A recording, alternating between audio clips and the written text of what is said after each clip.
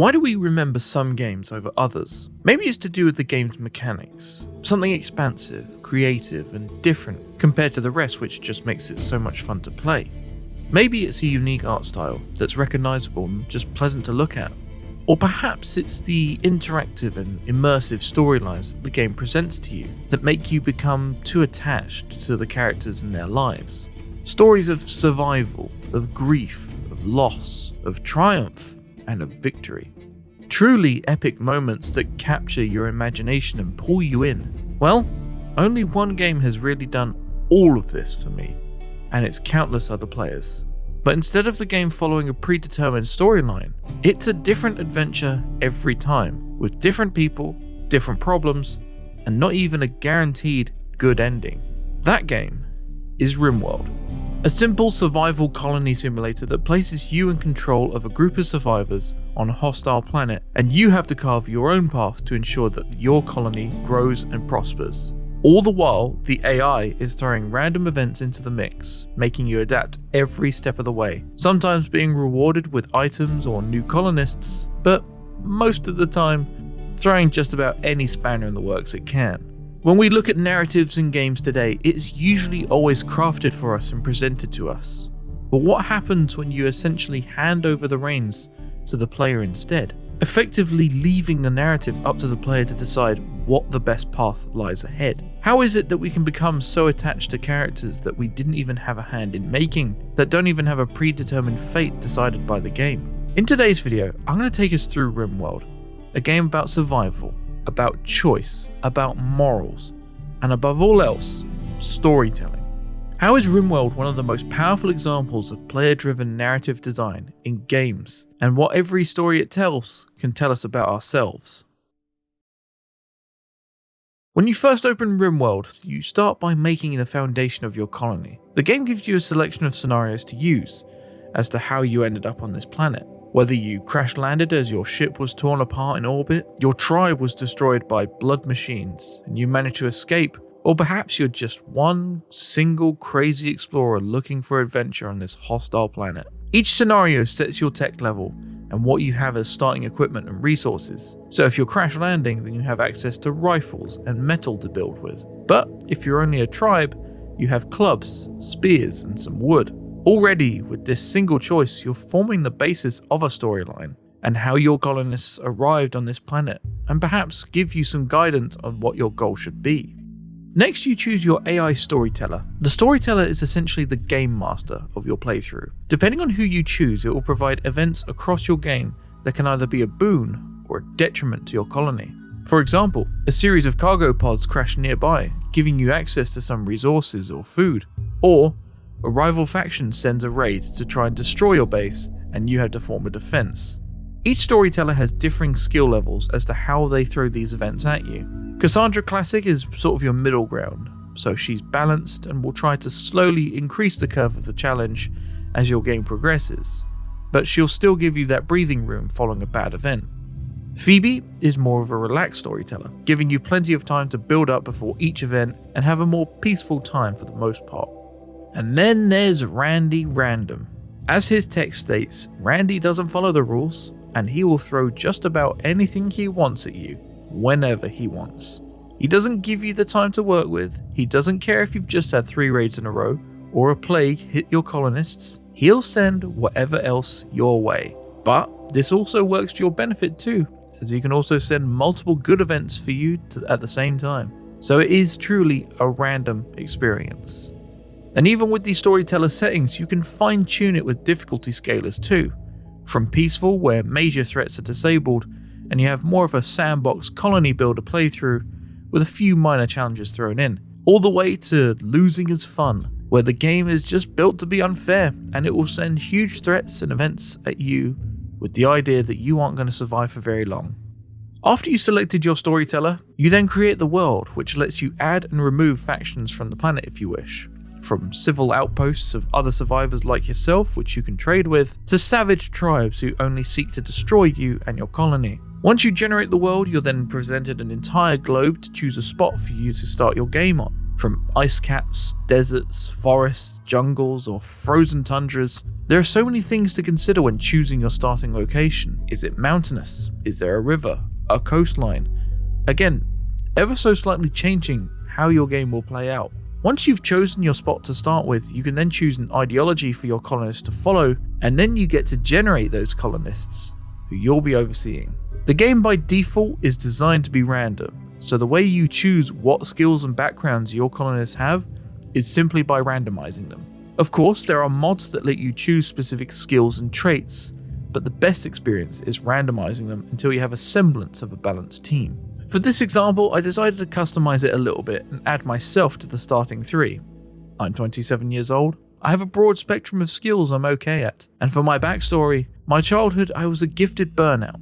From a young age I was heralded as a genius. The constant testing, training and praise from adults was good, but the constant pressure, expectation and eventual failure exacerbated a long list of mental disorders lying dormant within my mind.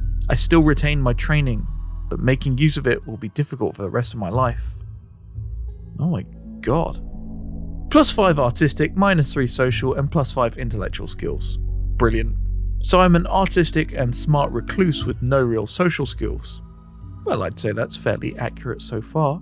Then in my adulthood I was a low-wage worker. Oh, come on. I've also decided to put 2 of my YouTube members in as accompanying colonists. So first up we have Funnybones242, a 30-year-old woman who has a background of civil rights activism and then became a forester. Then our other colonist is 37-year-old Tubbs, an RimWorld war student who went and became a jeweler. Excellent. Both of them seem far more qualified than me. A fairly broad set of skills among us, and enough so that we can probably survive alright. So once you're done creating your colonists, we can then enter our colony. Once we're in, we'll find our colonists wandering around with nothing to their name other than some weapons, food, medicine, and building materials. With this, we have to begin building our area up and get ourselves some shelter and a way to make food. My preferred base style is tunneling into a mountain and expanding from there. It provides protection from the weather, nearly limitless expansion, and far better shielding from any raids from a rival faction or worse. It may take the colonists some time to mine out the area, but I feel the benefits outweigh the negatives. But through the days, we slowly clear it out, add in some furniture, our stockpile, and slowly the colony begins turning into a decent little holdout. All the while, colonists are talking, making comments, building relations between each other, and telling you to subscribe to the channel. Soon enough, one of our colonists comes up with the idea of giving the faction and our settlement a name. I feel like this name gets it across quite easily. But soon enough, after some days passed and we've established our position, trouble comes knocking, and a raid will come for us. What utter terror will await our poor colony? Who is coming to plunder our resources and murder us all? It's a 14-year-old girl with a knife. Okay, well, now I feel bad, because we're all armed with rifles, and she stands no chance. We all take our defensive positions and await her arrival. As soon as she comes within range, they took her down. What's worse though is that she's still alive, and we have no way to keep her captive and heal her up to set her on her way. It's up to my character to finish the job. I walk up to take care of it, until another pop-up appears. New lovers! Tubbs and Funnybones have decided to form a relationship after downing a 14-year-old child. And this is RimWorld in a microcosm. Some truly serious moments of morality, attacking, defending, killing, and then the game will literally serve you a curveball if something the opposite side of the scale happens. Well, never mind guys, I'll just take care of this child raider, shall I? Jesus Christ. And literally straight after that, we continue like it never happened. I go back to planting some crops, and Funnybones buries the kid in the grave. We continue building up the base, and I'm now stuck in between these 2 child murder loving lovebirds, so I think it's time to build our own bedrooms. So once again, the base expands. Plans for the flooring are put down, and we can build up the magnificence of this base. More jobs needed to be done. Hunting for skins, leather and meat, cooking our crops into meals, ensuring we have dedicated food production, and we start building a freezer to keep our food fresher for longer. We get a windmill to generate some power and give us lights and air conditioning, and it's going quite well. We gain a new colonist. A transport pod crashes nearby, carrying someone named Gannon. The only problem? Gannon's paralyzed, temporarily at least, so we need to build him a bed, feed him and care for him until he can hopefully recover. Shouldn't be an issue. Time passes, the base grows, then another wanderer appears at the edge of the map. And this one is quite dapper if I do say so myself. I send my character to greet her. She seems willing to join, and even claims to have the unique ability of not needing to eat or sleep. Sounds perfect. Though, the game does warn us there may be something she's not telling us.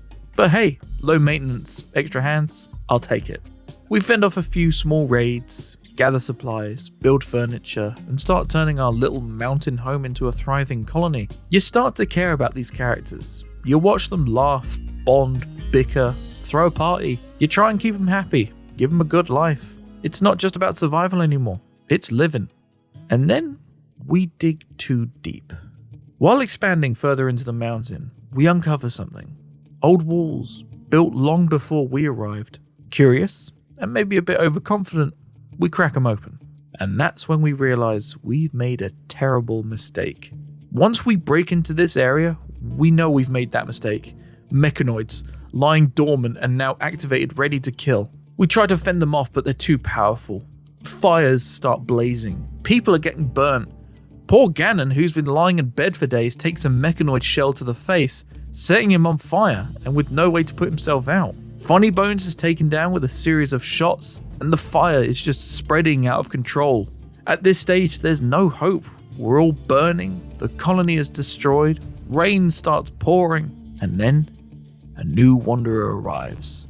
The man in black. Perhaps this legendary character can help our colony in its desperate hour. Maybe he can turn the tide, save the colony, rebuild what we've lost. Perhaps he holds the key to... Oh, he's dead. And with his death message, that pop-up appears. Everyone is dead or gone. The story is over. And just like that, our RimWorld tale comes to a close. Now, what I've shown you throughout this playthrough is just a fraction of what RimWorld has to offer in terms of storytelling and character building. A scratch at the surface when it comes to the mechanics and options you have as a player to tailor your colony to your taste. I've built and led countless colonies across my 1300 hours with RimWorld, and I feel like there's much more to discover. A lot of the time, to make it even more interesting is to put myself and my friends into the game to see what misadventures we can get into. I've roleplayed as drug lords, noble Roman architects, post-apocalyptic raiders, peaceful communes, and yes, even an organ harvesting death cult, and so much more. And what really helps you expand on this level of replayability is the thousands of mods in the workshop that essentially let you add anything to the game that you want, from basic quality of life mods to the vanilla expanded series, which adds so much to the game, like animals, factions, mechanics, and so much more. RimWorld says it best itself. It's not a colony simulator, it's a story generator. It provides you, the player, with a world, a set of characters, and lets you do whatever you want with them. Make them cannibals, organ harvesters, traders, farmers, whatever you want. And all the while, the game will throw in random events to keep the game interesting and help the player adapt to their playstyle. You want to run a peaceful trade town? Go for it. Want to be a pack of desert raiders eating human flesh? That's valid too. The beauty is, the story will change. That peaceful farm might be wiped out by toxic fallout. A high-tech utopia that you've built can be undone with a single stray mortar. Your colonists will suffer, and they will love, lose, and more often than not, die in horrible ways. And that's what makes it so brilliant. As we saw with my brief playthrough in this video, things can be going really well. Enough supplies to last them, and then you dig into the side of an ancient ruin, letting forth a horde of mechanoids who burn everything down.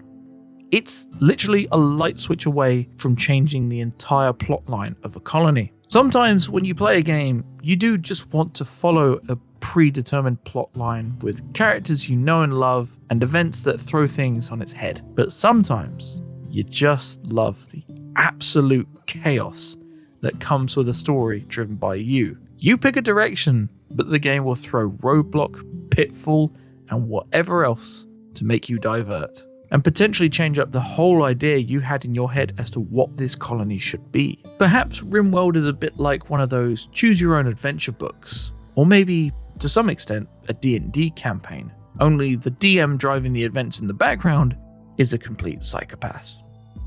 Thank you very much for watching. If you enjoyed this content and want to see more like this, be sure to give it a like and subscribe so you don't miss out on future content. If you'd like to support this channel directly, check out the merch links in the description and consider joining as a YouTube member or over on Patreon. You'll gain access to exclusive posts, behind the scenes updates, bonus videos, and plenty more perks. Thanks again, and I'll see you in the next one. Bye for now.